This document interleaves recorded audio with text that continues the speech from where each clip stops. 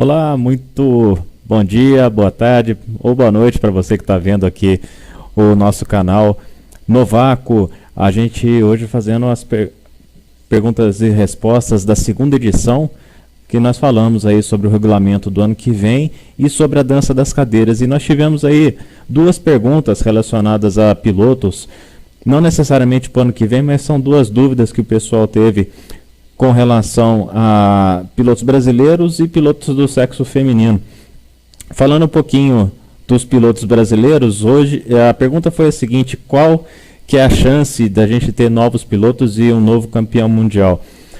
Atualmente nós temos aí, mais próximo da Fórmula 1, são dois pilotos brasileiros no Campeonato Europeu de Fórmula 3 da FIA.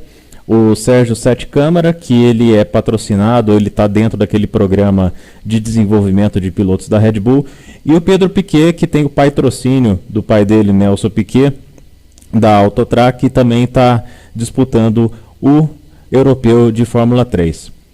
O Sérgio Sete Câmara hoje, principalmente com a provável subida aí do Gasly dentro da equipe Toro Rosso, ele passa a ser o primeiro da linha de sucessão da Toro Rosso. Então a gente espera que ano que vem ver ele ou numa crescente dentro do Campeonato Europeu de Fórmula 3. Esse ano é um ano de aprendizado para ele. Ele tem sido muito inconstante, tem alternado bons resultados com resultados nem tão bons assim, mas para a Red Bull estar apostando nele como uma promessa para o futuro, eles viram no piloto brasileiro algo que seja de diferencial. A Red Bull, no programa deles, trouxe, por exemplo, o Vettel foi a primeira propaganda que eles fizeram desse programa, né? Depois colocaram dentro desse programa, colocaram para avaliação o Alguersuari, que subiu, colocaram o Verne, também subiu, e se eu não me engano o Verne até hoje ele tem o patrocínio da Red Bull, mas são pilotos que passaram pelo programa e não deram tão certo assim. Fizeram até boas corridas na Fórmula 1, mas não deram tão certo. Outros que deram um pouco mais certo, o Kvyat, que foi rebaixado esse ano, mas fez boa temporada na Toro Rosso no ano retrasado, e ano passado também fez alguns pódios junto com o Ricciardo na Red Bull. E o Verstappen, né, que é essa sensação toda desse ano, inclusive já venceu o Grande Prêmio da Espanha esse ano e fez também parte desse programa de talentos. O Gasly, que é um francês, ele é o primeiro da linha de sucessão, disputa o campeonato da GP2, fez uma corrida muito sólida no Grande Prêmio da Alemanha, 2 semanas atrás. Ele fez uma corrida de recuperação, porque ele deixou o carro morrer na largada, acabou largando muito mal, recuperou-se durante a corrida e foi desclassificado porque o extintor vazou na perna dele durante a corrida, e isso foi considerado um extintor de 1 kg, o carro ficou abaixo do peso e ele foi desclassificado. Mas imagina, ele com aquele extintor vazando, pressão jogando na perna dele, que é um líquido relativamente, não é um líquido, né, mas é um fluido, vamos falar assim, relativamente gelado, e durante a prova isso não atrapalhou ele conseguiu fazer uma ótima corrida de recuperação. Há boatos que ele já vai esse ano para o lugar do Kvyat na Toro Rosso.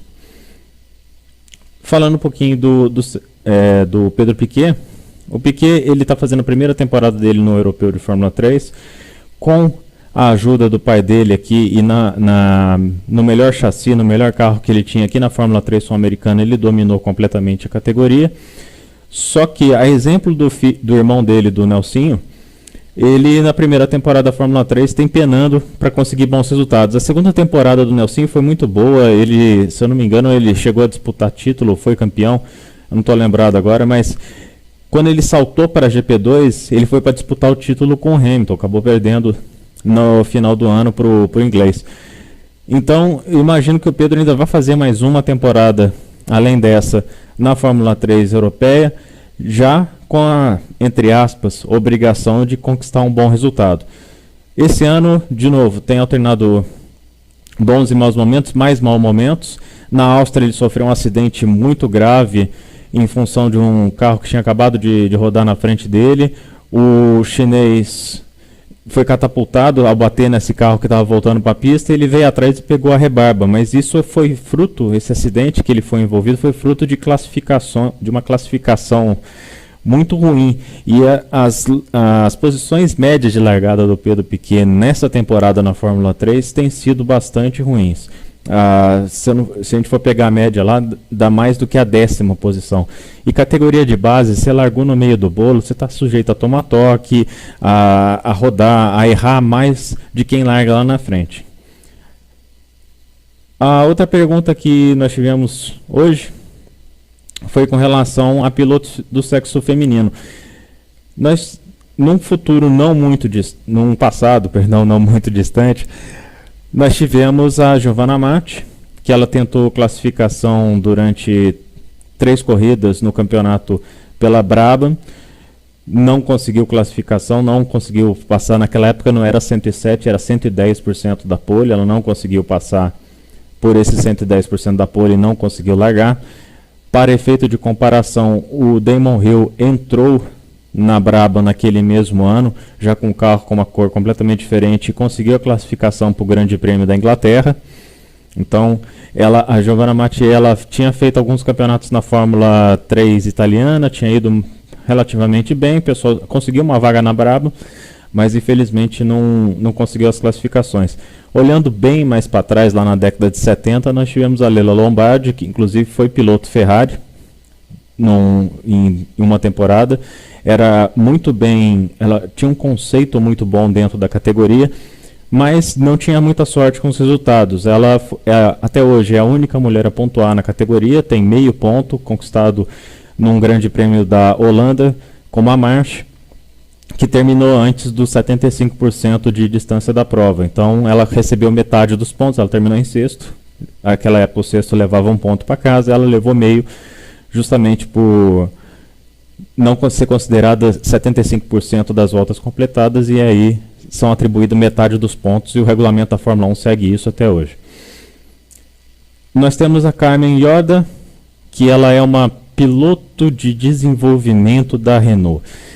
Eu nunca vi ela no cockpit da Renault, ela deve andar em simulador lá dentro da equipe, e para se ter uma ideia de como que ela é levada dentro da própria equipe, o Ocon, na verdade ela era da Lotus, né?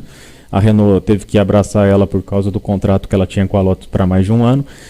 Mas o Esteban Ocon, por exemplo, já foi considerado como piloto de testes, e já arrumaram uma vaga para ele na MENA no lugar do Rio Harianto.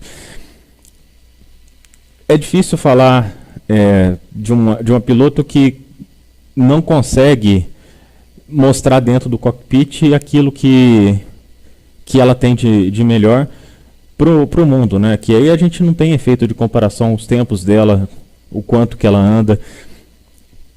Nós tivemos há 2 anos atrás a Suzy Wolff como piloto de testes aí da Williams. Ela chegou a andar em algumas sextas-feiras, nunca comprometeu.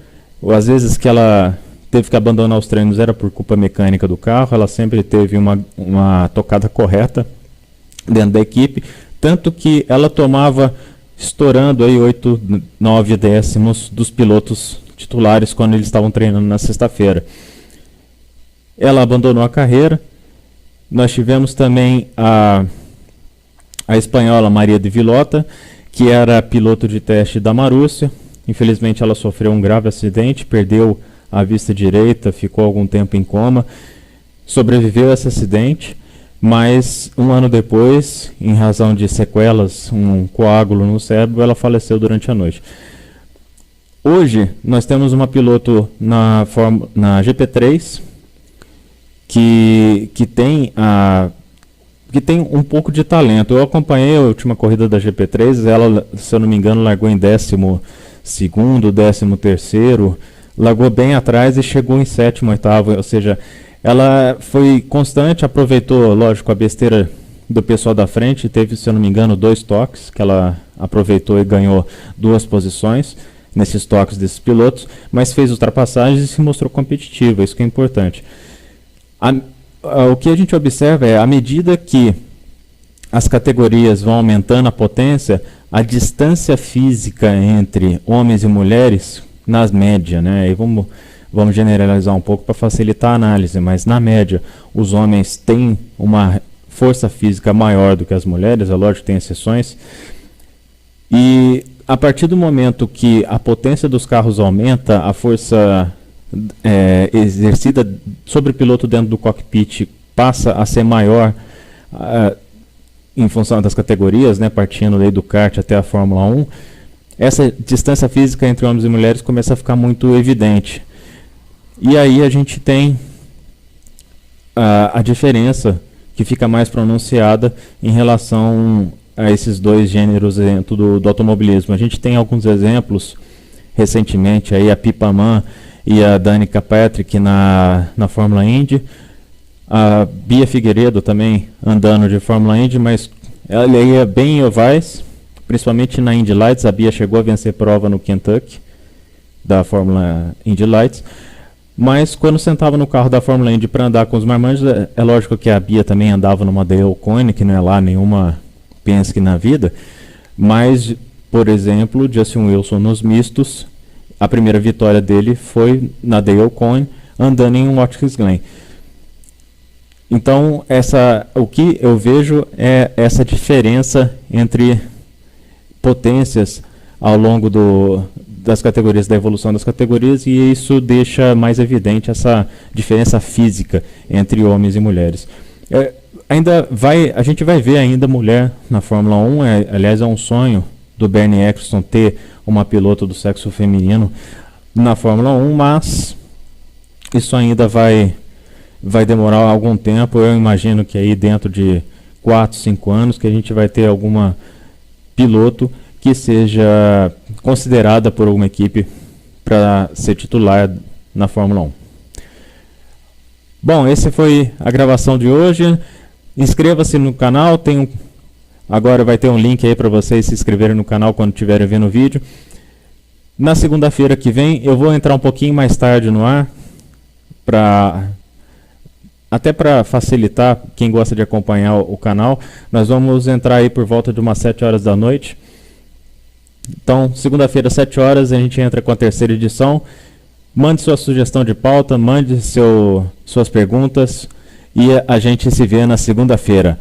Um abraço, até mais.